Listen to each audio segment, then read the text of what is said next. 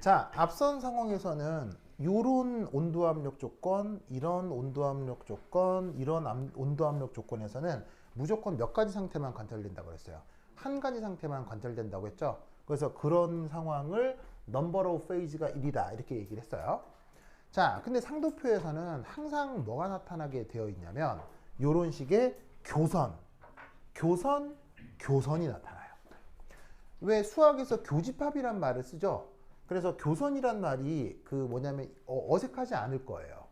그러면 이 교선이라고 하는 온도압력, 온도압력, 온도압력, 온도압력 조건이 있을 거 아니에요. 거기선 교선이니까 어떤 성격들이 다 나타나겠어요. 그 교선을 만드는 영역들의 성격이 다 같이 나타날 거란 얘기예요. 무슨 말 알겠죠? 그래서 교선 위에서는 무조건 number of phase가 2입니다. 무슨 말 알겠죠? 그래서 예를 들어 저 아까 봐요. 일기압인데 0도씨로 만들어 뒀어요. 그럼 피스톤 안에 뭐하고 뭐가 다 같이 나타난다고요? 물과 얼음이 다 같이 나타난다고요. 물과 얼음이 다 같이 나타나니까 몇 가지 상태가 눈에 보이는 거예요. 두 가지죠? 그래서 number of phase가 2. 알겠죠? 그러면 이때 TA 어디예요? TA 요거요.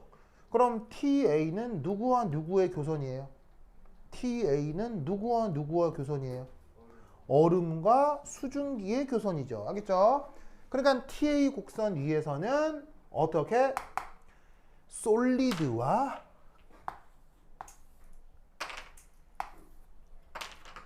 수증기가, 얼음과 수증기가 공존하게 되는 거죠. 뭐만 알겠죠? 그래서 이때 얘를 뭐라고 부르냐면 승화곡선이라고 부릅니다.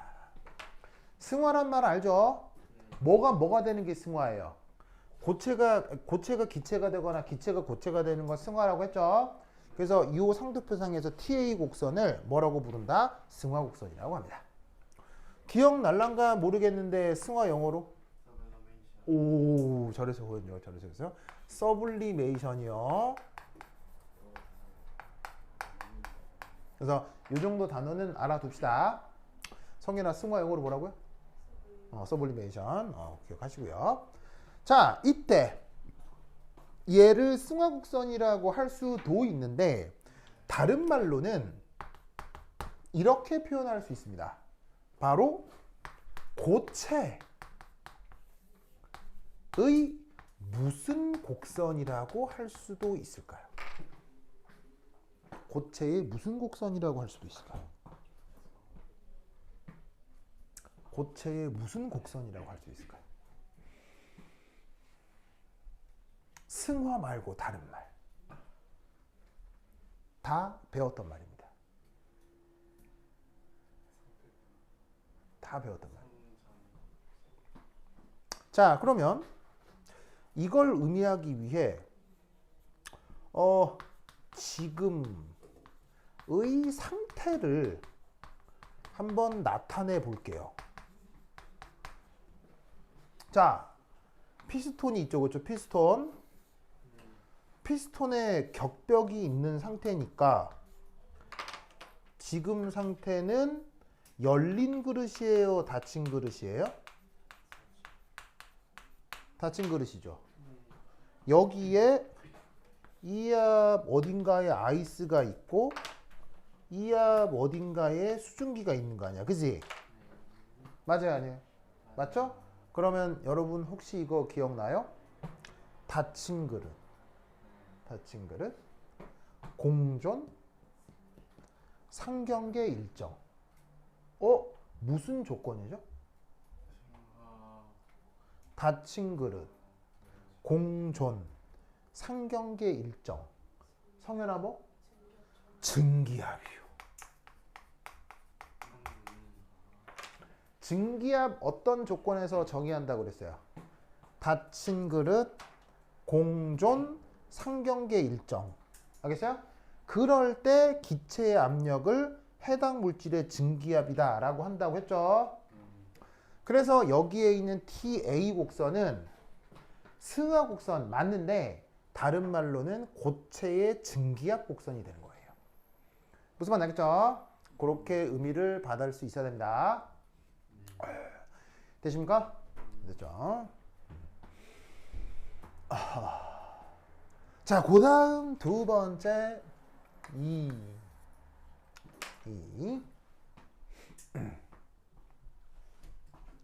두 번째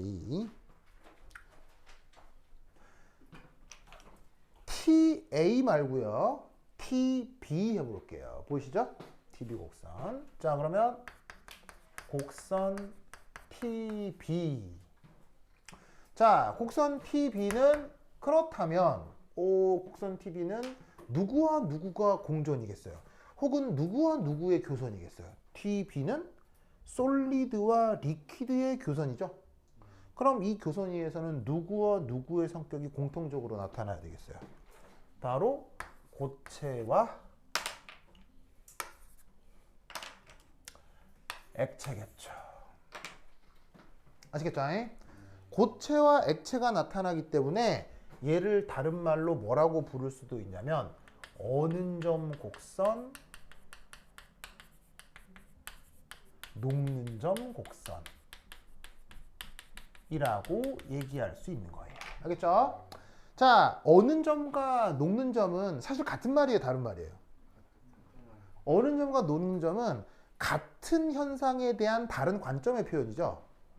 그러니까 어는 건 얘가 이렇게 되는 걸 얘기하는 거고 녹는 건 얘가 이렇게 되는 건데 현재 지금 공존하고 있는 상황이니까 언다고 얘기하나 녹는다고 얘기하나 같은 상황이라는 얘기예요. 그래서 저 TB를 어는 점이라고 해도 되고 녹는 점이라고 해도 좋아요.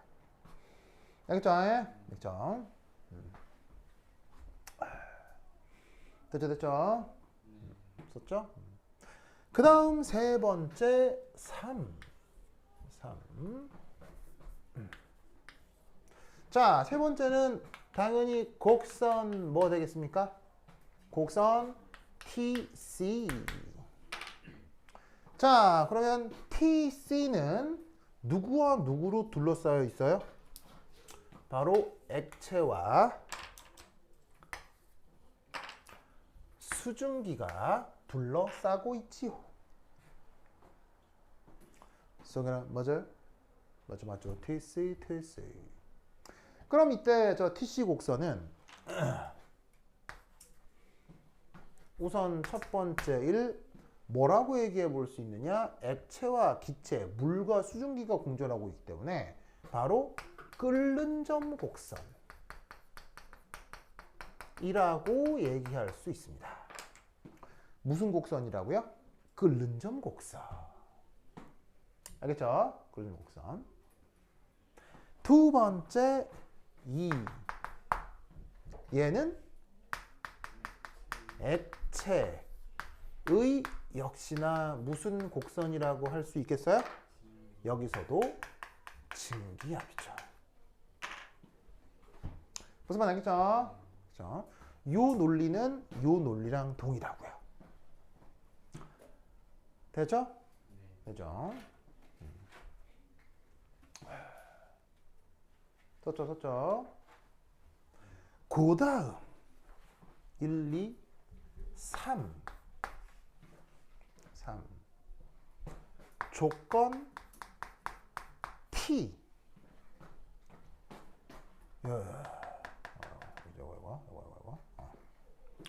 조건 T. 얘는 유일하게 넘버 오브 페이지가 3이 됩니다. 유일하게 넘버 오브 페이지가 3입니다. 이런 영역에서는 관찰되는 상태가 한 가지라고 했죠. 교선에서는 두 가지라고 했죠.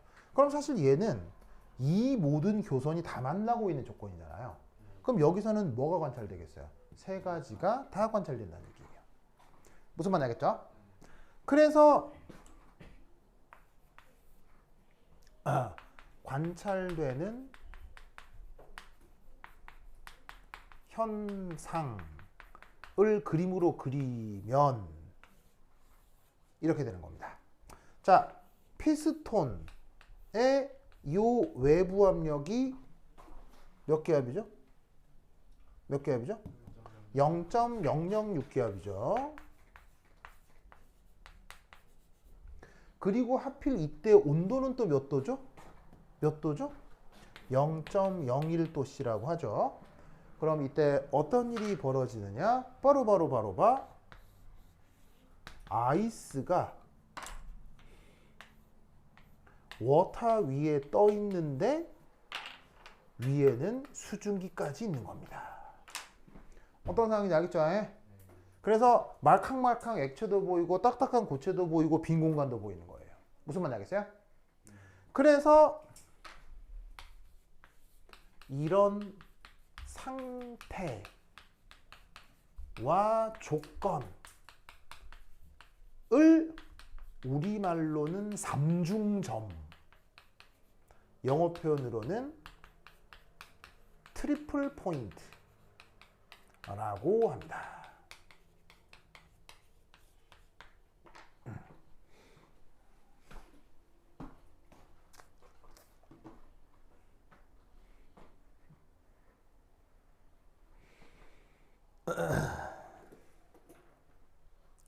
알겠죠?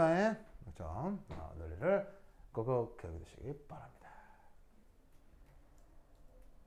자, 적고 있습니까? 적었죠.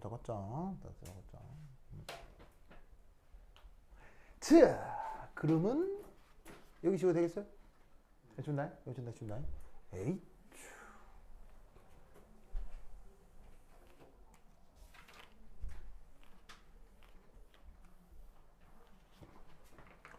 자, 그 다음 네 번째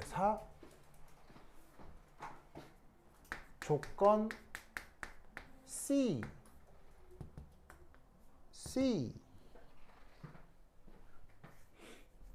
얘를 다른 말로 크리티컬 포인트, 우리말 번역은 임계 조건, 뭐 이렇게 이제 얘기를 할 수 있거든요. 자, 뭐냐면 1. 고온 앤드 고압 조건에서는, 고온 고압 조건에서는 액체도 아니고 그 다음 기체도 아닌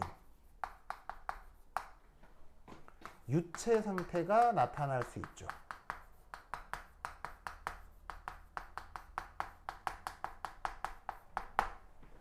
기억하십니까? 기억해요? 이런 상태를 무슨 상태라고 했었죠? 바로 슈퍼 크리티컬 플루이드라고 합니다. 이걸 우리말로 어떻게 번역한다고요? 초임계 유체. 알겠죠? 흐는 한번 읽어볼까요? 시작. 어우, 잘했어요. 그래서 초임계 유체, 영어 표현으로는 슈퍼크리티컬 플루이드라고 합니다. 조 얘기는 그 저번 시간에 온도에 따른 상태 변화 얘기하면서 했었죠. 그렇죠? 그래서 초임계 유체가 되려면 고온 고압이 따로따로 만족돼야 돼요? 고온 고압이 동시에 만족돼야 된다고 했어요. 동시에 만족이 돼야 액체하고 기체 상태의 밀도가 비슷해지면서 후루룩 섞여버린다고 했었죠. 그래서 그런 상태를 초임계 유체라고 한다. 알겠죠? 그래서 이때 여기에 있는 요 374도씨, 이게 바로 무슨 온도겠어? 374도씨, 이게 바로 임계 온도 TC예요. 누구의 임계 온도? 물이요. 그 다음 여기에 있는 218기압이 바로 뭐겠어요? 임계 압력 PC예요. 그게 H2의 경우 218기압. 아시겠죠? 그러면 우리가 알 수 있는 거, 지금의 H2O의 경우는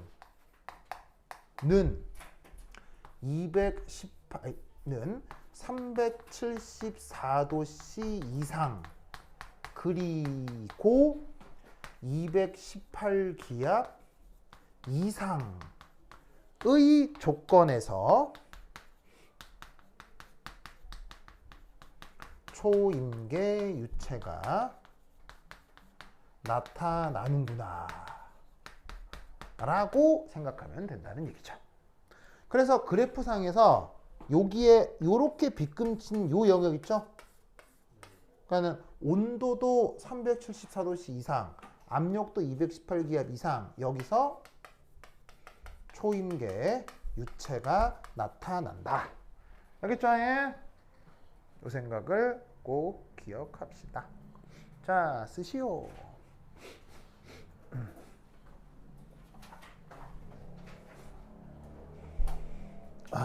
쓰시오, 쓰시오. 됐습니까?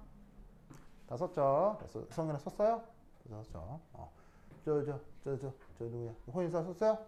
이제 현지 썼어요? 그래. 자, 쓰십시오. 또 싹 지우고 또 이제 뭐 딱 또 중요한 거 해야 됩니다.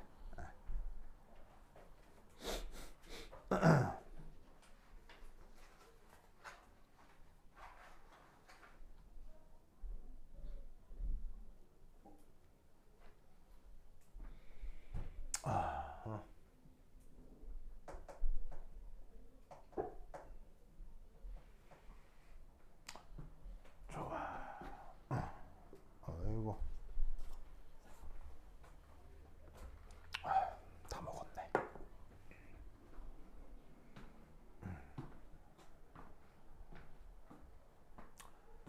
자, 그 다음 뭐 이쪽 달라고 썼을 테니까 여기는 지워보자.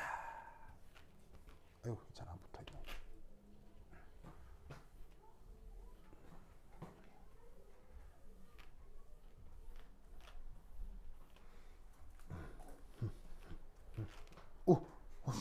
이렇게 붙어있질 않아 이게.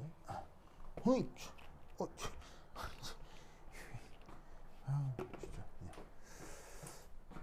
자, 여기 지워 되겠죠? 여기 지워 되겠죠? 여기 위에 썼을 테니까. 자, 그 다음 5.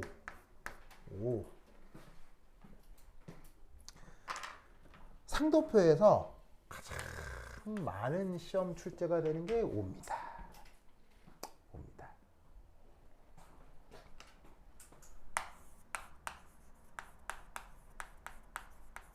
클라페이롱 이쿠에이션이라고 하는 게 있습니다.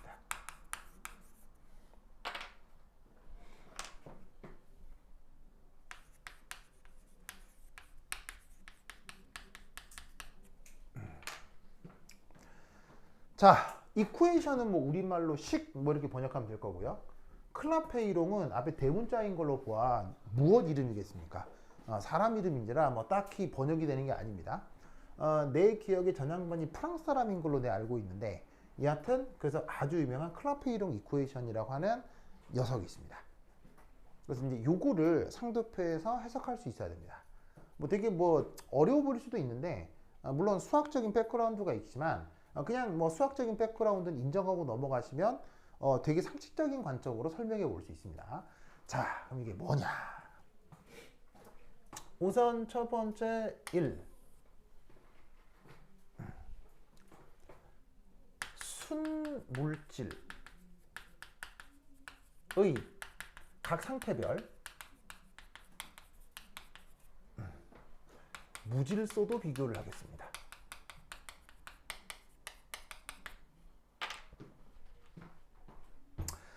여기 아직 우리가 정확하게 배우지 않은 개념이 있죠. 무질소도라는 개념이 있는데요. 엔트로피라는 말을 들어본 적이 있을 거예요.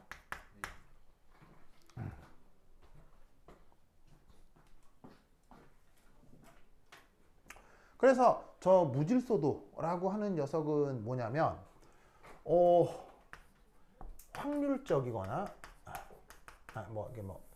뭐 분포상, 에너지상, 존재 가능성, 이런 걸 무질소도라고 생각하면 되거든요. 물론 저렇게 말로 정해진 건 아니고요. 수식으로 정의가 된 거라 엔트로피를 공부하려면 약간의 수학과 함께 공부를 하는 게 맞아서 그거는 나중에 조금 더 자세히 말씀을 드리겠습니다. 근데 여기서의 엔트로피는 그렇게까지 깊게 안 들어가고 말로 대충 때울 수 있는 수준의 걸 말씀을 드릴 건데 에너지적으로도 얼마나 다양하게 존재할 수 있느냐, 혹은 내가 내 눈에 보이는 어떤 분포, 이렇게 흐트러져 있는 정도로 얼마나 다양하게 존재할 수 있느냐의 척도를 엔트로피, 무질서도라고 얘기를 합니다. 그래서 결론적으로 말씀을 드리면 이거예요. 엔트로피를 보통 대문자 S로 기호를 많이 쓰거든요. 그리고 저 엔트로피라고 하는 건 물질별, 상태별, 시스템별 다 구체적인 값을 계산하고 측정할 수 있는 정확한 물리량입니다. 근데 그걸 계산하고 하는 건 지금 당장 하기는 어려우니까 정성적으로 이렇다 정도만 인정하도록 합시다. 자, 뭐냐? 엔트로피를 S로 표현할 때 그게 만약 고체다, 그리고 액체다, 그리고 기체다 라고 하면 전 우주를 뒤져도 언제나 이렇게 됩니다. 이 말은 예외가 있다는 뜻입니까? 예외가 절대 없다는 뜻입니까? 예외가 절대 없습니다. 어떻게? 이렇게 됩니다. 저렇게 됩니다.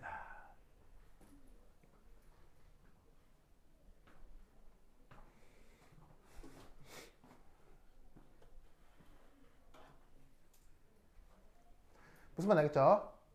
자, 우선 어떻게 되냐면 고체가 흡열. 자, 흡열은 열을 받아들이는 거예요, 내어놓는 거예요? 흡열은 열을 받아들이는 거죠. 흡열해야 액체나 기체가 될 수 있죠? 맞나요? 이건 예외 있습니까? 예외 없습니까? 이건 예외가 없습니다. 모든 고체가 열을 받아야 기체가 되거나 액체가 됩니다. 오! 그러면 기체나 액체가 고체에 비해서 에너지적으로 저상태란 얘기입니까? 에너지적으로 고상태란 얘기입니까? 에너지적으로 더 고에너지 상태니까 그 여러 에너지 상태로 나타나는 존재 경우의 수가 더 많아진다는 얘기입니다. 더 많은 에너지를 가지고 있기 때문에. 알겠죠? 그리고 반면에 두 번째 이 고체에 비해 액체, 기체상 입자들의 자유도가 더 클 수밖에 없죠. 뭐건 고체 상태면 얘네들이 막 도망 다닙니까? 거기 가만히 있습니까? 가만히 있지만 액체나 특히나 기체가 돼버리면 어디 가만히 있습니까? 다 도망갑니까? 기체가 돼버리면 다 도망갈 정도로 자유롭게 움직일 수가 있죠. 그러니까 고체보다는 기체 쪽으로 갈수록 그 성분들이 더 다양한 상태로 세상에 나타날 수 있다는 얘기예요. 그런 척도를 엔트로피 혹은 무질서도라고 하는 거예요. 그래서 구체적으로 그 값들이 어떤지까지 다 계산할 수 있으나 지금은 정성적으로 저렇게 표현된다라는 거 정도만 인식을 해두도록 합시다. 알겠죠? 알겠죠? 그러면 이때 이 클라페이롱 이쿠에이션에 대해서 자, 여기 줄게요. 여기 줄게요. 어떤 것들이 있느냐? 이런 것들이 있습니다. 순 물질의 상도표. 이걸 얘기하는 거야겠죠? 순 물질의 상도표의 넘버 오브 페이지가 2, 5 인 교선의 온도 압력 조건은 반드시 다음 조건을 만족합니다.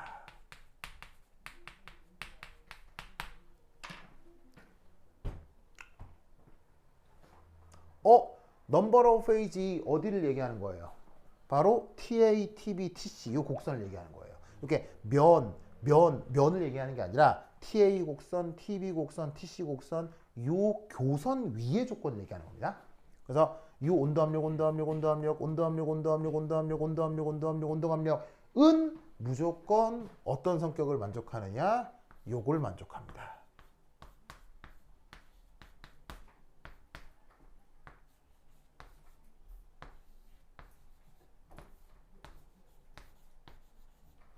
자, 쓰세요.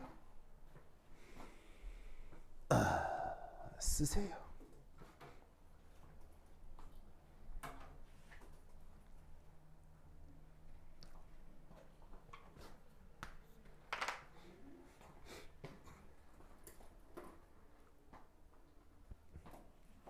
쓰세요. 자, 쓰시고 말씀드리겠습니다.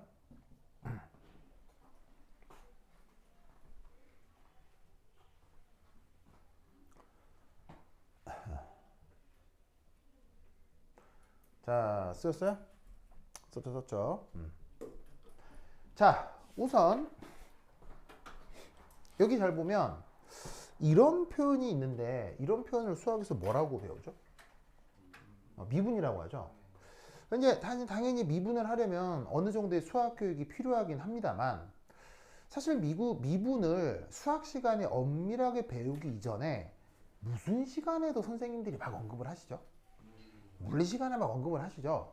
왜냐하면 사실 미분은 수학자가 만든 테크닉입니까? 물리학자가 만든 테크닉입니까? 미분은 물리학자들이 만든 겁니다. 그래서 사실은 미분을 엄밀하게 수학적으로 배우지 않아도 사실 큰 문제는 없어요. 왜냐하면 원래 자체가 물리학자들이 만든 거라서요. 그래서 여러분 미분, 적분을 영어로 뭐라고 해요? 영어로 바로 캘큘러스라고 하거든요. 캘큘러스에서 파생된 단어 캘큘레이터 이게 뭐예요? 계산기죠. 그럼 이 말은 캘큘러스를 직역하면 무슨 뜻이에요? 계산법입니다. 그래서 캘큘러스는 매스매틱스입니까? 매트매틱스에 포함되지 않습니다. 그래서 수학과에서는 미분 적분은 수학으로 취급되지 않습니다. 그래서 수학과에 가면 미분 적분을 수학이라고 하면 되게 핀자 먹습니다. 그게 무슨 수학이냐 뭐 이래요. 무슨 말이냐. 그 그냥 더하기 빼기지 뭐 이렇게 얘기해요. 알겠어요? 네. 그래서 캘큘러스 미분 적분은 수학이라고 쳐주지도 않습니다. 네. 그럼에도 대학에 가시면 수학과의 미분 적분 강의가 개설되어 있기 때문에 수학과 미분 적분 강의는 자연과학이나 공대생이면 다 들어야 돼요. 알겠어요? 네. 그게 이제 일반 선택으로 무조건 들어야 하기 때문에 하여튼 뭐 대학에 가면 미적분 듣게 돼 있는데 어쨌건 수학과 사람들에게 이 미분적분은 수학이 아닙니다. 그래서 미분적분은 그래서 어떻게 받아들이셔도 좋냐면 매우 실용적 의미로만 받아들여도 돼요. 그러면 실용적 의미로서의 미분이라고 하는 테크닉은 뭐다? 바로 접선의 기울기입니다.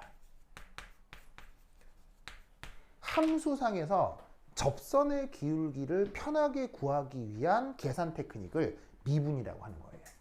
무슨 말 알겠죠? 그러면 접선의 기울기가 뭔지 알죠? 접선의 기울기 뭐예요? 이렇게 그래프 있으면 야 이렇게 접선의 기울기 접선의 기울기 접선의 기울기 무슨 말 알겠죠? 그런 걸 표현하고 있는 건데 그 관계를 클라페이롱 이퀘이션이라고 하는 거예요. 요 수식이 클라페이롱 이퀘이션입니다. 알겠죠? 이때 S는 뭘 의미하는 거예요? S가 뭐겠어요? 지금 앞서서 얘기한 엔트로피 얘기를 하는 거고요. V는 뭐겠습니까? V는 우리가 맨날 쓰는 V입니다. 부피 아시겠죠? 부피. 그 다음 여기 또 새로 나온 표현 하나가 있는데 소문자 M이 있습니다. 축약 표현한 건데 뭘 축약 표현한 거다? 몰러입니다. 몰러. 그러면 몰러의 뜻은 뭐죠? 1몰당. 그러면 이 말은 무슨 말이냐? 말 그대로 쓰면 1몰당 무슨 변화? 1몰당 엔트로피 델타는 또 어떻게 번역하라고요? 변화. 얘는 1몰당 부피 변화.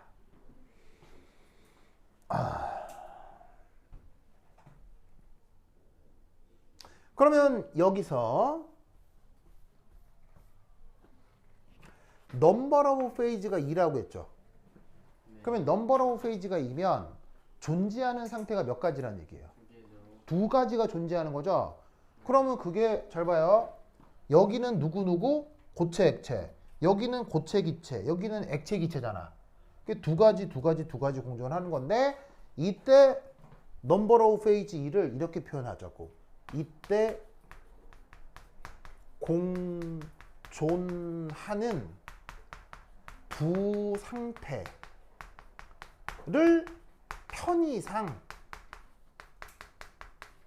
알파와 베타라고 해보자 이런 얘기죠. 왜냐면 어떤 경우는 고체 기체, 어떤 경우는 액체 고체니까 헷갈리잖아요. 어쨌건 두 상태가 있으니까 그 두 상태를 알파 아닌 베타라고 해보자 이런 말이죠. 무슨 말 알겠죠? 그렇다면 얘는 풀어 쓰자면 이겁니다.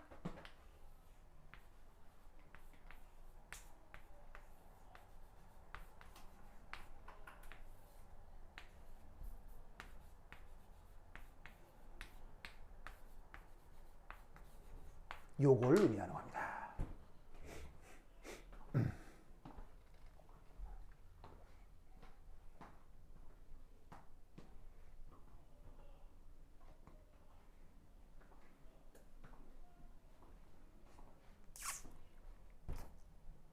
저걸 의미한다. 보이시죠? 보이죠? 자, 그러면 저 수식 관계는 당연히 수학적인 증명 관계가 있겠습니까? 없겠습니까? 없겠죠? 당연히 수학적인 증명 과정이 있습니다. 알겠죠? 있습니다. 연력학 제2법칙을 토대로 한 증명 과정이 있습니다. 아시겠어요? 근데 그 증명은 나중에 해보도록 하고요. 지금은 어떡하자? 지금은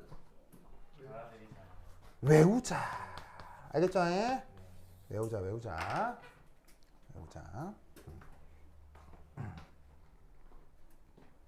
그러면 저거 어떻게 적용되는지 한번 살펴봐야 되겠죠? 자, 그럼 어떻게 적용되느냐? 자, 위 줄게요. 위 주겠습니다.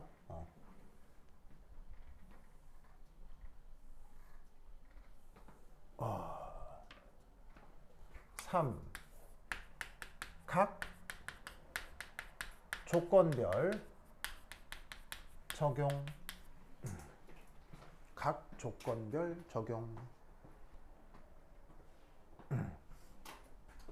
자, 첫 번째 1.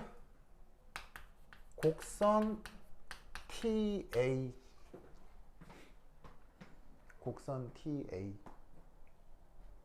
자, 곡선 TA에서 DP, DT는 자, TA는 누구하고 누구의 공존이에요? 누구하고 누구의 공존이에요? TA는 누구와 누구의 공존이에요? 고체와 기체죠. 그럼 이때 우리는 어떻게 얘를 표기해 주면 되냐면 1몰 엔트로피 수증기 빼기 1몰 엔트로피 고체 얼음 나누기 1몰 부피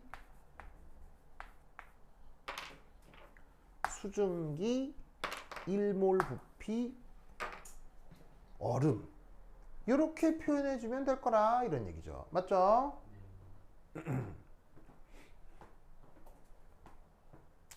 됐습니까? 민성 이해해요? 이해했죠? 성현은 맞아? 자, 그러면 잘 봐요. 1몰의 얼음 부피 1몰의 수증기 부피 당연히 어디가 커요? 당연히 어디가 커요? 이쪽이 압도적으로 크죠. 그럼 이 값은 당연히 플러스겠어요, 마이너스겠어요? 플러스. 성현아 맞아요? 자, 정확한 값을 구하라는 게 아니고요. 대소 비교만 하면 되는 거야. 알겠죠? 대소 비교. 자, 그러면 1몰의 얼음 엔트로피, 1몰의 수증기 엔트로피 어디가 더 커요? 당연히 수증기가 압도적으로 크다고 했죠. 큰 데에서 작은 걸 빼니 이 또한 플러스. 맞습니까? 그러니 끼니 플러스를 플러스로 나누었으니 이 값은 뭐? 양수. 알겠죠? 그러니 여러분 TA 곡선은 어디를 봐도 접선의 기울기가 뭐예요? 어디를 봐도 접선의 기울기가 양수죠. 어떻게 해석하는 건지 알겠죠? 그래서 그림이 요런 꼴로 그려지는 거예요. 알겠죠? 자, 됐습니까? 다 썼어요? 썼죠? 그 다음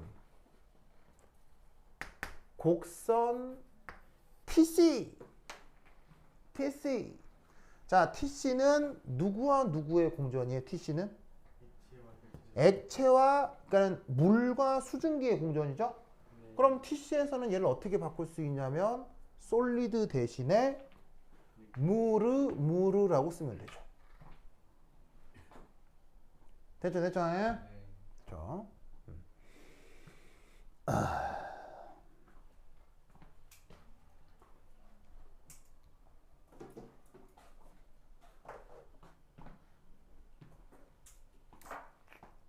됐습니까? 자, 그러면 1몰의 부피 물, 1몰의 부피 수증기 어디가 압도적으로 큽니까? 이쪽이죠. 1몰의 엔트로피 물, 1몰의 엔트로피 수증기 당연히 어디가 또 압도적으로 큽니까? 이쪽이죠. 그럼 이것도 같은 논리로 접선의 기울기가 양수. 그래서 요 TC 공선도 그림이 접선의 길이가 양수니까 이런 식으로 우상향, 무상향 그래프가 되는 거예요. 무슨 말인지 알겠죠? 그래서 위쪽으로 가면 무조건 우상향 그래프로 TA 곡선, TC 곡선이 무조건 상도표에서 나타나게 돼 있어요. 됐죠? 그 다음 여기 준다. 해줄게요. 헤이.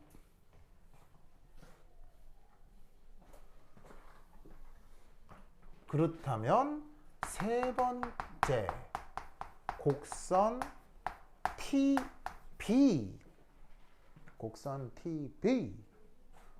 그럼 얘는 DP, DT가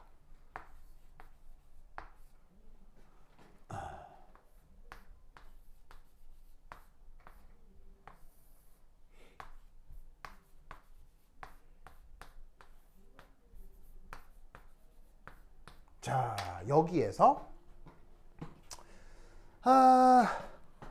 보이다시피 TB는 누구하고 누구가 공존하는 거예요? 누구하고 누구? 얼음과 물이 공존하는 거죠. 얼음과 물. 그럼 어떻게 되느냐?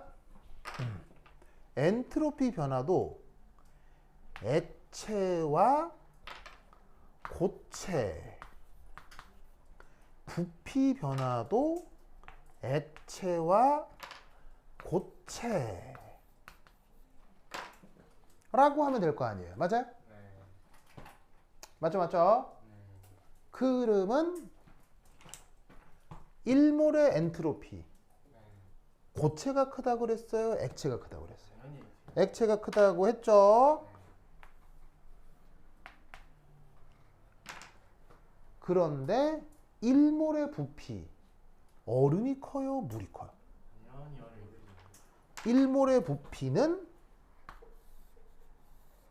얼음이 더 크죠? 무슨 말 알겠어요? 얼음이 더 크죠?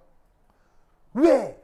그래서 얼음은 물에 넣으면 가라앉아요, 떠요? 얼음은 뜬단 말이에요. 그때 우리는 어떤 말을 쓰냐면 얼음이 물보다 미르도가 뭐하다고 얘기해요? 작다고 얘기하는 거죠. 미르도가 작으니까 동일 질량에 대해서 얼음의 부피가 크죠. 그러니까 물 위에 뜨죠. 무슨 말 알겠죠? 왜 이런 일이 벌어진다고 하죠? 바로 수소결합 때문이죠. 맞습니까? 그러니까 이 경우는 접선의 기울기가 어떻게 돼요? 요렇게. 무슨 말 알겠죠? 그래서 지금 여기에 있는 이 워터의 경우는 접선의 이게 요 TB 곡선은 접선의 기울기가 음수 이렇게 되는 거예요. 그러니까 그래프가 어떻게 돼요? 이런 식으로 좌상향 그래프가 나타나는 거죠. 뭔 말 알겠죠?